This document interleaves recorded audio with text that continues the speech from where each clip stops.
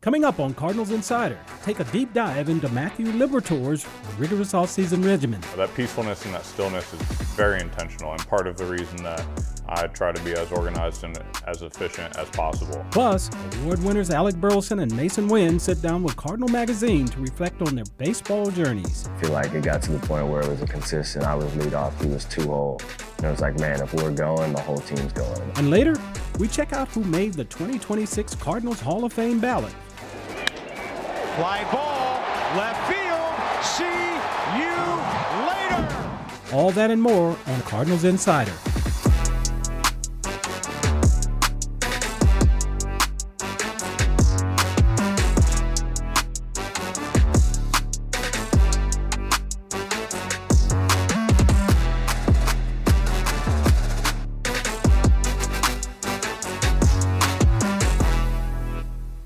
Welcome to Cardinals Insider. I'm Ozzie Smith.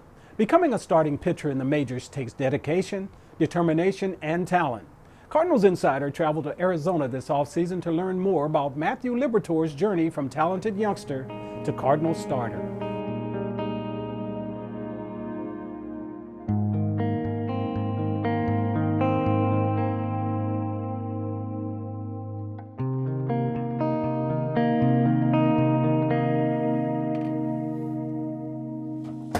I think I've become a morning person. Still don't love waking up, but once I'm up early, I enjoy it. This morning we have scrambled eggs, bacon, bell peppers, and some hash browns.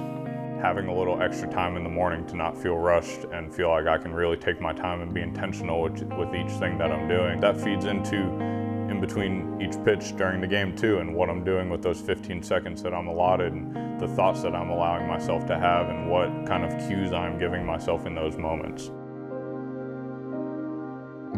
His determination and his perseverance are probably the two character qualities that I would say not proud of, but impressed by. I feel like if I say I'm proud of him, that kind of implies that I have some role in that, and I think that I'm more impressed by the things that he's achieved because of his perseverance and his determination to succeed.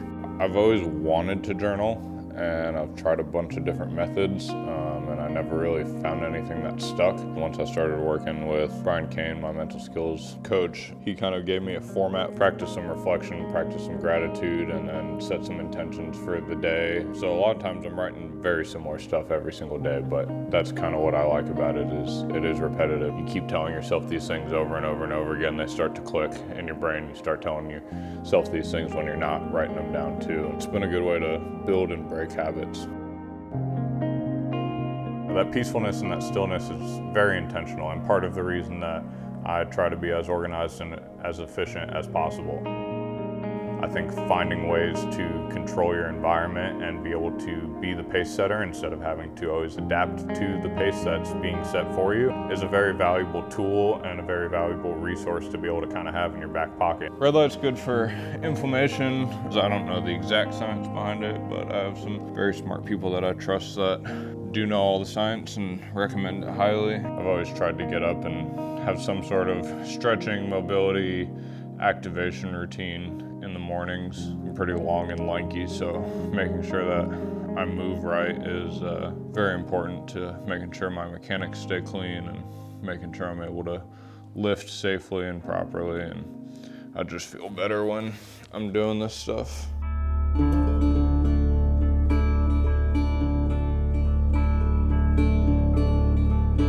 A pretty typical day. I'd say that today is probably my busiest day of the whole week because I'm going to hit everything. I'll have a workout today, I have treatment today, and then we'll also go throw. I really enjoy this process of scheduling my days and putting in as much work as I think I possibly can. Just trying to be one day better every single day, and if you can add that up over, for us, an off season of 4-ish months or so, that's a lot of ground that you can gain.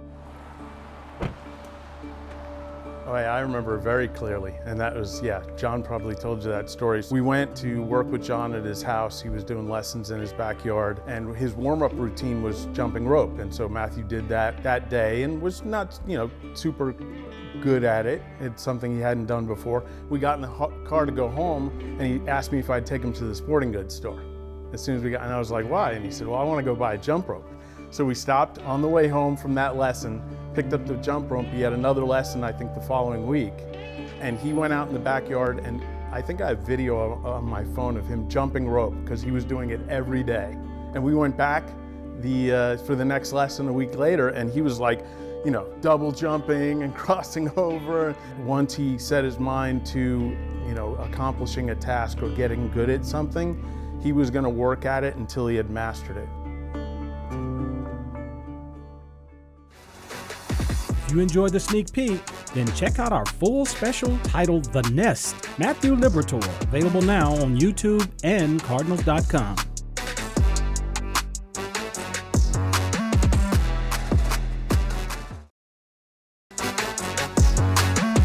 Alec, Burleson and Masyn Winn now own some major hardware. Burleson is a first-time Silver Slugger, and Winn is now a Gold Glove winner.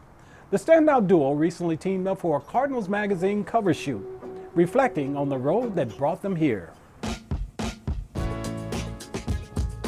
Your first big league spring would have been 22? 22, I believe. Yeah. Maybe. So we were, we were the backup infielders and outfielders, so that would have been technically the first time we were on the field, but yeah, we didn't really kind of get that connection until 24, really. Being 18, first time away from home, they didn't baby me at all. I mean, they just right in there, you're a grown man now, you gotta fend for yourself. And I just kind of took that mentality all the way through the minor leagues, and now, in the majors, it's the same thing. We're just playing baseball. But yeah, I mean, I've just learned so much. Coming up, I think we were in the same class. 20? Yeah, we were the same draft together, never played together until we got to the but he was always a little bit ahead, college guy, and he's like, man, this dude that was right in front of you was hitting 330 here, and then he hit 330 there, and he was hitting 330 here, and it's like, I got something that I got to try to catch, and get to the big leagues, and it's the same thing, he's winning the Silver Slugger, so he just outperformed all the expectations, and now he's here. Yeah, like I've said before, I always knew I could kind of hit at every level, and then always knew that the process was right, the preparation was right, and knew that it would pay off at some point. When I was around big league spring training, my first couple of years, I was real shy. I just didn't really talk to too many of the big league guys. Got to know them a little bit in 23. 24 was kind of both of our, like, man, this is the year that we really got it going. And last year we get the accolades, and it's just been a lot of fun. I remember my rookie year, the lineup was switching kind of a good amount, but I feel like it got to the point where it was a consistent. I was leadoff, he was 2-hole. And it was like, man, if we're going, the whole team's going. And that's kind of how it's been, I feel like, the last couple of years. We actually had a meeting and talked a little bit about how it's important for this group to get close. And we're all young, and we're all going to be here for a long time. And so it'll be important for us to do those things away from the field, because, we're around each other every single day. And I think Masyn put it the right way. Like, if we don't have good relationships, they're going to continue to build throughout the years that we're here together. So, we need to start that team aspect right now.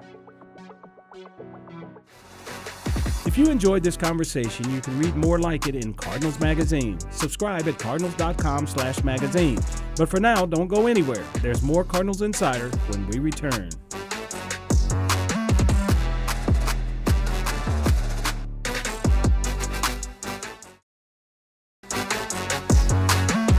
The Cardinals Kids Club has always been a great way for young fans to enjoy the baseball season.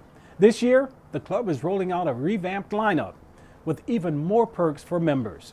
Here's a look at what to expect this season.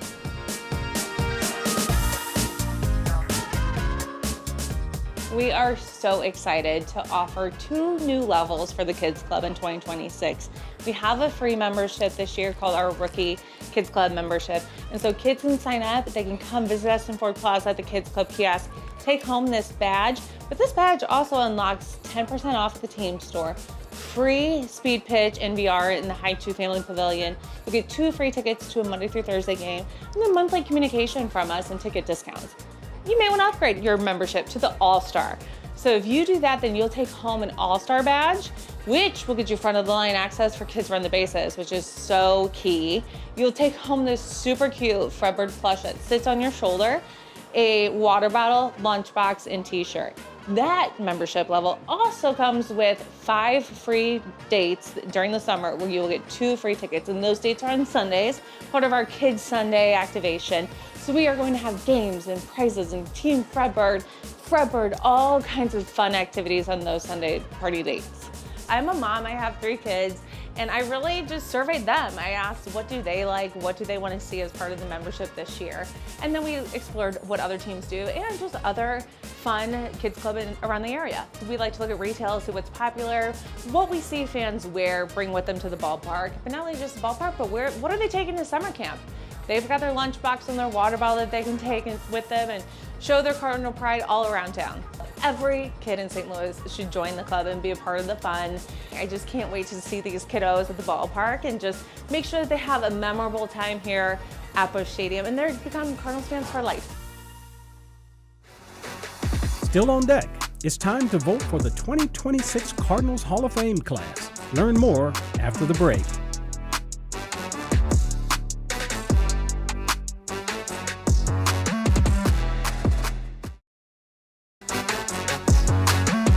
Getting to wear a red jacket is an honor for any former Cardinal. And very soon, we'll learn who made the class of 2026. Let's check out the contenders.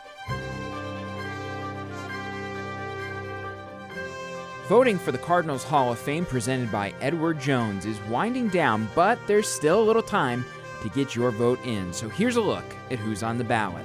First up, Albert Pujols appears on the ballot for the first time ever. He played 1,814 games while wearing the birds on the bat. See you later! The numbers were astounding: a .326 batting average, 2,156 hits, 469 homers, and over 1,300 RBIs and runs scored.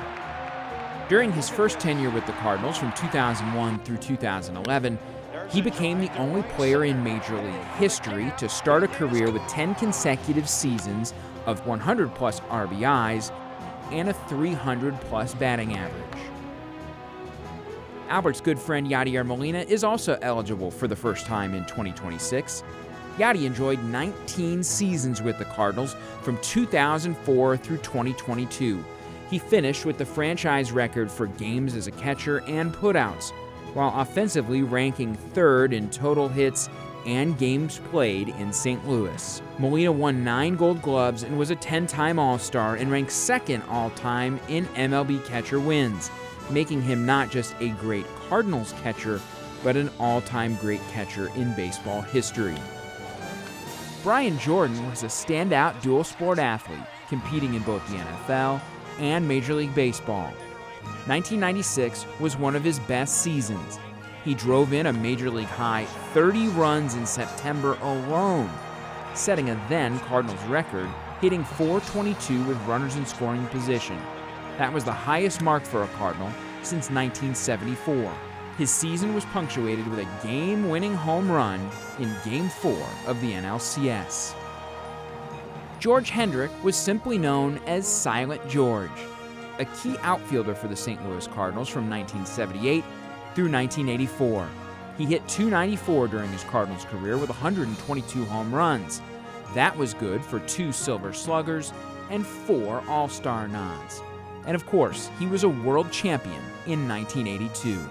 4 great candidates for the Cardinals Hall of Fame, and soon we'll find out who will wear a red jacket among the greatest in franchise history. For Cardinals Insider, I'm Brett McMillan. You are the Cardinals' #1 priority. Hear more from Club President Bill DeWitt III on how the club views fan safety as its primary off-the-field focus. Fan safety is literally our #1 priority. Without it, you don't have anything. Sometimes there are broader things that you can control a little bit, and there's sometimes micro things you can control a lot. But you focus the most on the things you can control directly, like in-stadium security and safety and entertainment. Perimeter security we control. I focus a lot on that. We have additional security officers and police officers that you may notice in and around the stadium, just to make sure that everyone is safe and everyone also feels safe, because that's also important to us.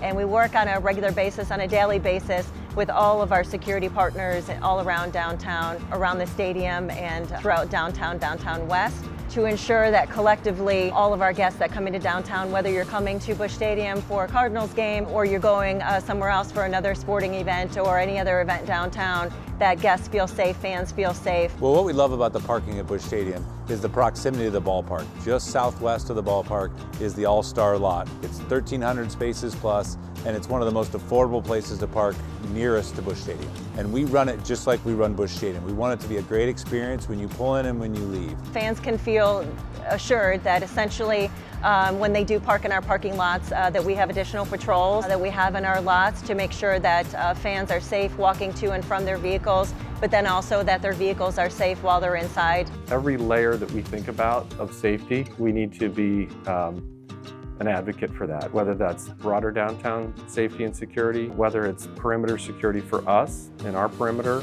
or whether it's in the ballpark. All those are really important to us. The entertainment district, essentially it's state legislation that was passed last year. So we're still in the early stages of deciding the best methodology for implementing on this plan.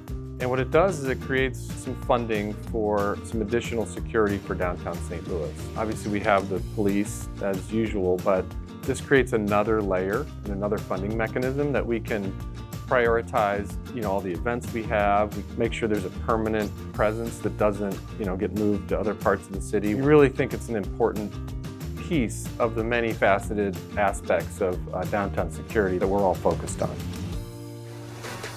When we return, you ask, I answer. It's Ask Ozzie after the break.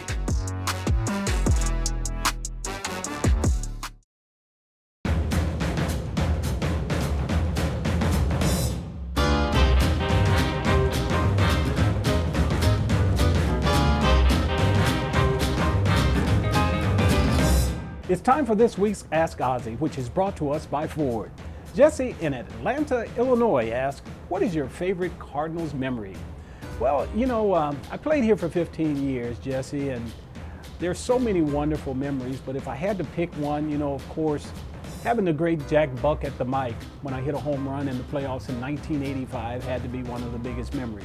It was a moment that I think that everybody that's a Cardinal fan knew exactly where they were when that moment happened. So that makes it very, very special, and that would be the one that I would pick.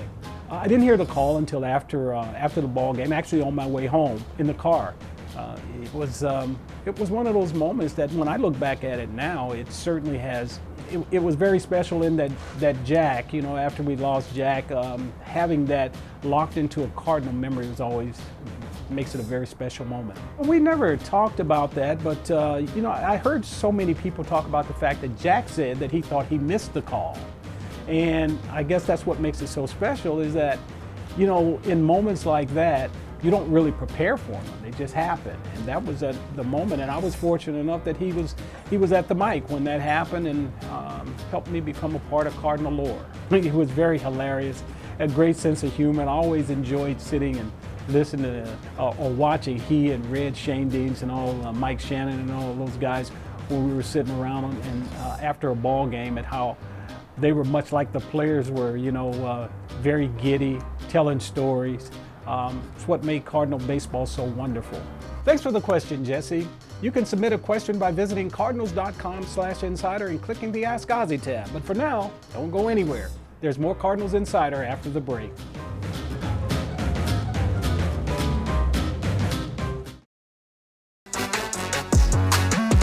Welcome back. This year marks the 20th anniversary of the Cardinals' 2006 World Series championship. Let's look back on that championship season during this week's Redbird Reels.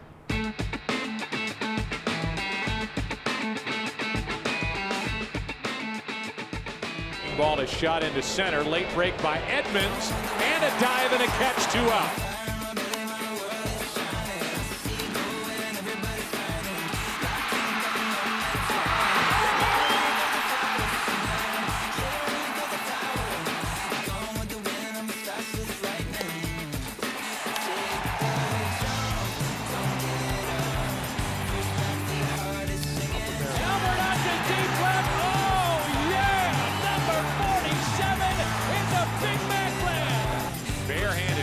By Rowland out at first.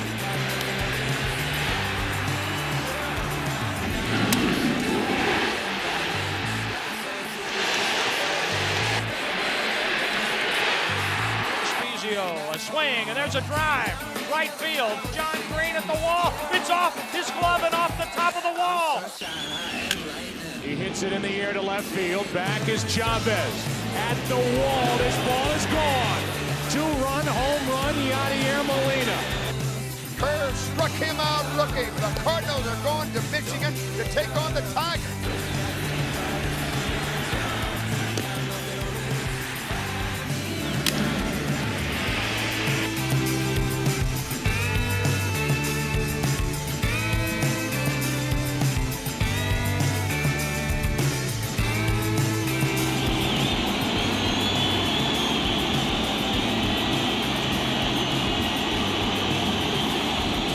Pitch. Swing and a miss. That's it. And the St. Louis Cardinals are world champions in 2006.